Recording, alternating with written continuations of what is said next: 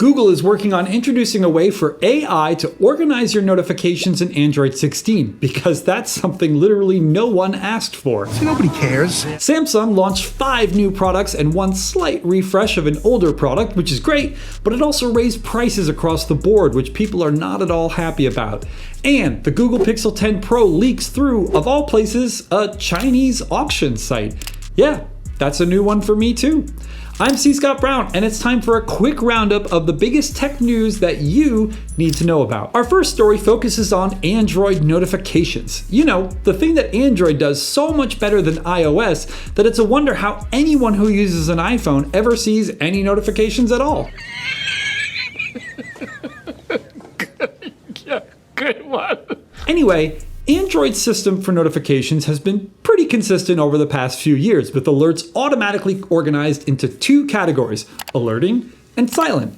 This makes sense as there are lots of notifications that you want to be notified about, like messages from friends and family, and then a lot of notifications that you want to appear but don't need to be alerted about, like when your weird uncle posts something on Facebook that may or may not be offensive. Well, this system is about to be upended in Android 16, and it's all thanks to AI. We've found evidence that Google plans to use generative AI to not only organize your notifications, but also summarize them. There's a lot to this, so let's start with the organization aspect. Imagine you post something to social media and it goes viral. You're going to get tons of notifications every time someone likes or shares that post, and it's going to get overwhelming fast.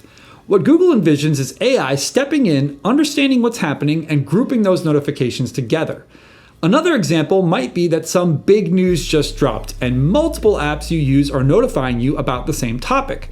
AI will catch these notifications before they hit and organize them for you. From what we found, Google is looking to use similar categories that it already uses for organizing your emails in Gmail. They are promotions, for sales, new features, and more. News, top stories, editorials, etc. Social, likes, new posts, reposts, and all that. Suggested, newsletters, recommended media, and more. Unfortunately, we haven't seen this new system in action yet, but we did find the settings page for this system. Thankfully, there is a toggle to turn this off. So if you'd rather deal with your notifications in the traditional way, you should still have that option, which is good news to me. The second aspect of this new system is using generative AI to summarize your notifications. This is touchy territory. If you'll remember, Apple tried to do this very thing on iPhones with Apple Intelligence, and there were lots of problems. Apple Intelligence would summarize messages and then incorrectly tell users that their friend had died or something, or just deliver nonsensical messages that had little to do with the actual notification. Thankfully, Google is looking to avoid the issues Apple faced. First, Google is going to only create summaries for messages you receive, not news stories or app alerts. Second, there will only be summaries created for messages and conversations that exceed a certain length.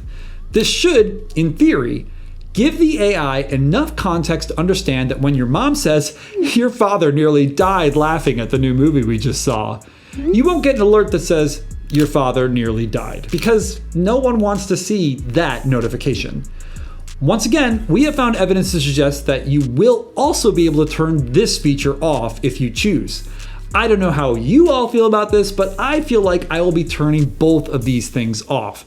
I don't want AI summarizing my notifications because that's simply not necessary. I'd much rather read the full messages from my friends and family because, I love them and want to hear directly from them, not AI. Also, my notifications are already organized pretty well, so I don't need AI to do that for me either. What do you think? Is this something you're excited about or something you want to kill with fire? Let me know in the comments below. The other big news of this week was the Samsung Galaxy Unpacked event. As usual, Samsung launched its 2 new flagship foldable phones, the Galaxy Z Fold 7 and Galaxy Z Flip 7.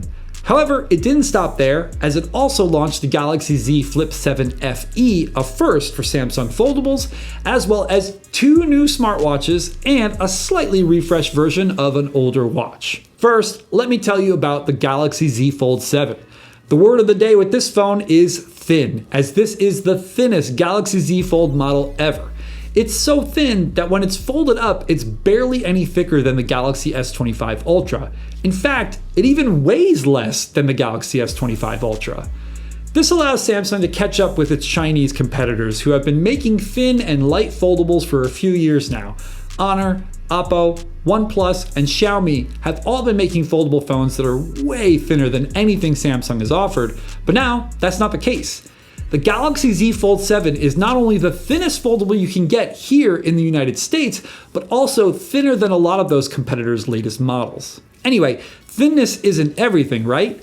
The phone also has the Snapdragon 8 Elite processor, a larger inner display, an upgraded main camera sensor, and a slew of more upgrades. It also costs more, landing at $1,999, which is crazy to even think about in 2025. Seriously, who is doing so well financially right now that they can afford a $2,000 smartphone? If that's too much money for you, the good news is that the Galaxy Z Flip 7 also launched this week. It is smaller and less expensive and also has a new edge-to-edge cover screen that looks great and has a 120Hz refresh rate finally. Seriously, it's crazy that it took Samsung 7 generations to make the cover display more than 60 Hz. The bad news about the Galaxy Z Flip 7 though is that it has an Exynos processor. Yuck. Usually, this wouldn't apply to us Americans because we seem to always get Snapdragon versions of Samsung's flagships. America! You know the rest. Well, I guess that song doesn't apply this time because we are also stuck with an Exynos processor in the Galaxy Z Flip 7, so fail. Because of that downgrade, Samsung dropped the price for the phone, right? Right? Where's the Padme meme when I need it? Unfortunately, no. The Galaxy Z Flip 7 is just as expensive as last year's Snapdragon-powered model, landing at $1,099. Ouch. Elsewhere, Samsung also launched 2 new smartwatches, the Galaxy Watch 8 and Watch 8 Classic. The story is similar there, with both watches jumping in price. $50 for the Galaxy Watch 8, bringing it to $349, and by $70 for the Classic, which lands at $499. Finally, Samsung also refreshed the Galaxy Watch Ultra by introducing a new color called Titanium Blue and doubling the internal storage to 64 gigabytes.